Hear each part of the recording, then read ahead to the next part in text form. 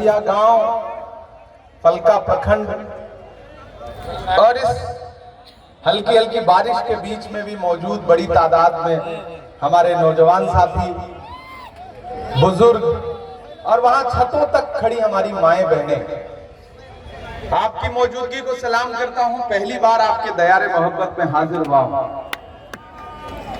न हम सफर न किसी हम नशी से निकलेगा, न हम सफर न किसी हम नशी से निकलेगा, हमारे पांव का कांटा हमी से निकलेगा। वतन की रेत मुझे एड़ियां रगड़ने दे, मुझे यकीन है पानी यहीं से निकलेगा। भरसिया वालों, बहन पूनम पासवान जी के लिए आपके बीच में राहुल गांधी जी का संदेशा लेकर के आया हूं। कांग्रेस पार्टी का, महागठबंधन का संदेशा लेकर के आया हूं। आने वाली 11 तारीख को आपको घरों से बाहर निकलना है और पूरे बिहार नहीं बल्कि पूरे देश को एक संदेशा देना है कि बिहार की तकदीर का फैसला गुजरात के व्यापारी नहीं करेंगे बल्कि बिहार की जनता करेगी। यह संदेशा आपको देना है। नफरत वाली ताकतें खड़ी हैं और एक तरफ वो नेता खड़ा है जिसका नारा है कि मुझे नफरत के बाजार में मोहब्बत की दुकान खोलनी है। मैं राहुल गांधी जी की बात कर रहा हूं और बहन पूनम पासवान राहुल गांधी जी की टीम की सबसे मजबूत सिपाही है।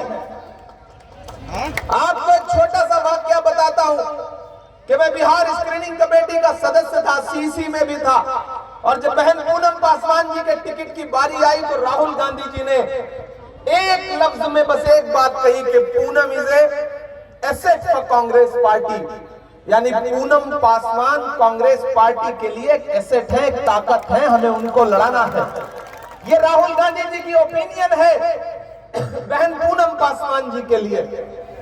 इसलिए साथियों, मैं आज आपके बीच में इस बारिश में भी अपील करने आया हूं कि बहन पूनम पासवान जी की ताकत सिर्फ कोढ़ा विधानसभा तक नहीं है, सिर्फ बिहार तक नहीं है। आप इन्हें एमएलए बना करके अगर बिहार की असेंबली में पहुंचाओगे तो कोढ़ा वालों, हम आपको भरोसा दिलाते हैं, हम आपको यकीन दिलाते हैं कि आप इन्हें अगर एमएलए बना करके असेंबली पहुंचाओगे तो आने वाले दिनों में तेजस्वी यादव बिहार के मुख्यमंत्री बनने जा रहे हैं, महागठबंधन की सरकार बनने जा रही है। और आपने अगर इन्हें एमएलए बना करके असेंबली पहुंचा दिया तो हम कांग्रेस पार्टी की तरफ से आपको भरोसा दिलाते हैं कि हम सिर्फ इन्हें एमएलए नहीं रहने देंगे। आप इन्हें एमएलए बना करके पहुंचाइए, हम पटना से इनको वापस मिनिस्टर बना करके कोढ़ा भेजेंगे, ये हम कोशिश जरूर करेंगे। इसलिए आप सब साथियों से अपील करूंगा कि कहीं एक भी वोट इधर उधर बर्बाद नहीं करना है। एक चीज ध्यान में रखिए कि आपके मुद्दों पर इस मुल्क में नफरत के खिलाफ अगर कोई लड़ रहा है, असली लड़ाई, ताकत वाली लड़ाई, बड़ी, तो उस शख्सियत का नाम राहुल गांधी है।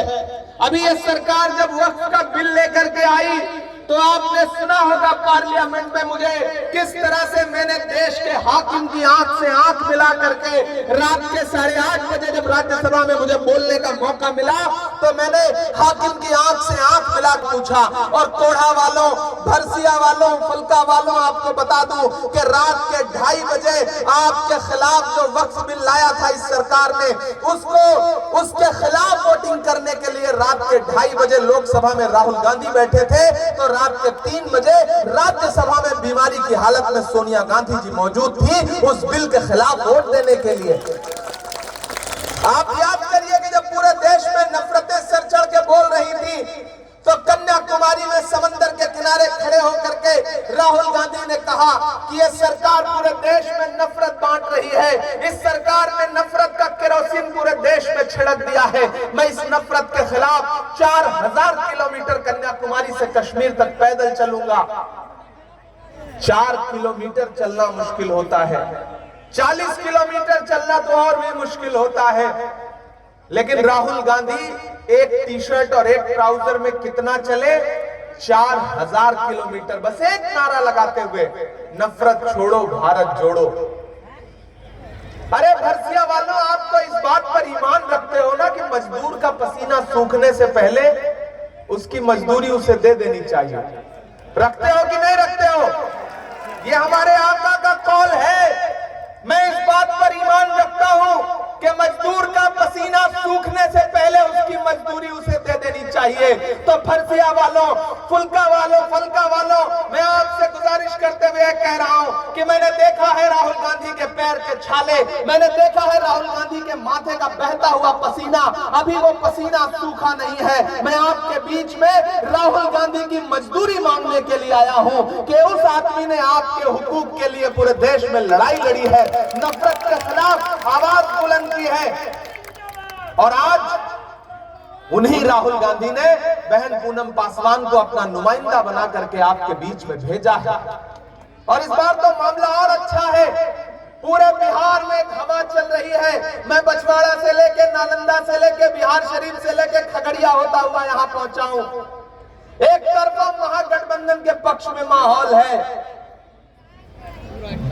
आने वाली 14 नवंबर को जब रिजल्ट आएगा तो देश देखेगा कि किस तरह तेजस्वी यादव बिहार के मुख्यमंत्री बनने जा रहे हैं।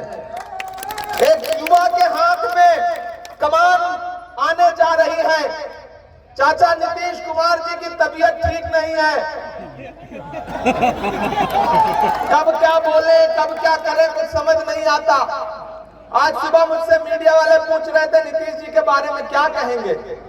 हमने कहा भाई बिहार हम जब से आए हैं यहाँ भोजपुरी में एक गाना बहुत बज रहा है कि छन छन बदले तोहरे मिजाज रजऊ, दगाबाज रजऊ, धोखेबाज रजऊ। तो हमने कहा ये गाना नीतीश जी के लिए ही बना है। तो उनका मिजाज कब बदल जाए, उनकी तबीयत आजकल खराब रह रही है। और यही वजह है कि नरेंद्र मोदी नीतीश कुमार जी को निपटा करके भाजपा का मुख्यमंत्री बनाना चाहते हैं। तो आपको आगाह रहना है, कोई भी आपके बीच में वोट बांटने की कोशिश करे तो उससे सीधे कह देना कि नहीं, इस बार चुपचाप हाथ छाप, चुपचाप चुपचाप चुपचाप। 2 नंबर पे बटन है ईवीएम में, 2 नंबर में है ना, ये 2 नंबर पे बहन पूनम पासवान, पूनम कुमारी और पूनम पासवान का हाथ का पंजा का चुनाव निशान है। महागठबंधन में जितने भी साथी यहां खड़े हैं, आप पूनम पासवान को वोट देंगे तो सिर्फ पूनम पासवान जी को नहीं मिलेगा, आपका दिया गया एक एक वोट तेजस्वी यादव जी को मिलेगा, आपका दिया गया एक एक वोट मुकेश सहनी जी को मिलेगा, आपका दिया गया एक एक वोट आईपी गुप्ता जी को मिलेगा, आपका दिया गया एक एक वोट मोहब्बत के उस मसीहा राहुल गांधी को मिलेगा, और आपका दिया गया एक एक वोट इमरान प्रतापगढ़ी के ऊपर आपका एहसान होगा। ये आपसे गुजारिश करने के लिए आया हूं। आप मुझे जानते हैं, खुदा ने मुझे शायरी का हुनर दिया तो मैं पूरे देश में, पूरी दुनिया में आपके मुद्दों पर लड़ रहा हूं। मैं डरा नहीं, मैं झुका नहीं, कहीं छुप छुपा के खड़ा नहीं। जो डटे हुए हैं महाज पर मुझे उन सफों में तलाश कर। मैं उत्तर प्रदेश से आया हूं, मैं देख रहा हूं किस तरह से लोगों के घरों दे उजाड़े जा रहे हैं। मैं देख रहा हूं असम में किस तरह लोगों की छतें छीनी जा रही हैं। बिहार वालों, आपकी एक गलती आने वाली नस्लों पर भारी पड़ सकती है। इसलिए मेरी गुजारिश है कि इस चुनाव को पूनम पासवान जी के लिए खुद लड़ने की ताकत पैदा करिए। आज से इस चुनाव को राहुल गांधी बन के लड़िए, तेजस्वी यादव बन के लड़िए, मुकेश सहनी बन के लड़िए, आईपी गुप्ता बन के लड़िए, इमरान प्रतापगढ़ी बन के लड़िए। आपके व्हाट्सएप पर, आपके फेसबुक पे, आपके सोशल मीडिया में जो भी आपके जानने चाहने वाले हैं, आज से उनको समझाइए कि भाई ये वक्त नए एक्सपेरिमेंट का नहीं है, नया प्रयोग करने का नहीं है। ये वक्त बिहार की सरकार बदलने का है, नीतीश कुमार जी को रिटायर करने का है, और गुजरात के वो व्यापारी जो दिल्ली में बैठ के ये सोच रहे हैं कि वो रिमोट से बिहार की सरकार चलाएंगे, उनको बताने का वक्त है कि लालू यादव जब आपकी नफरत वाली ताकत के सामने नहीं झुका तो तेजस्वी यादव भी आपकी नफरत वाली सोच के सामने नहीं झुकेगा। ये बताने का वक्त है। इसलिए मेरी आप सबसे गुजारिश है दोस्तों कि किसी झांसे में मत आइए। झांसा राम आएंगे, आपको बहुत सारी बातें कहेंगे, लेकिन तेजस्वी और महागठबंधन की सरकार आपसे एक वादा कर रही है कि सरकार बनने दीजिए, 5 साल में पूरे बिहार के हर परिवार से एक नौजवान को नौकरी जरूर मिलेगी।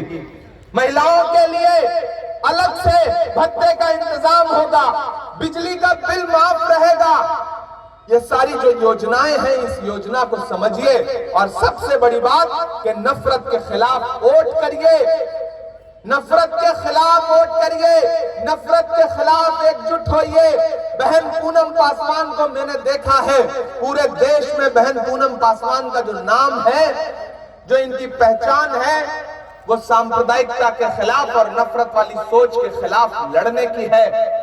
इन्होंने कभी भेदभाव नहीं किया, कौन हिंदू, कौन मुसलमान, कौन सिख, कौन ईसाई, कौन दलित।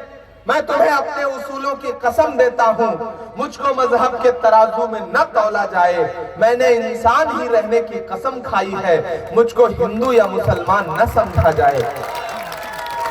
बरसिया वालों, जहां तक मेरी आवाज जा रही है, वहां छतों पर मेरी माएं बहनें बैठी हैं, वहां छतों पर मेरी माएं बहनें बैठी हैं।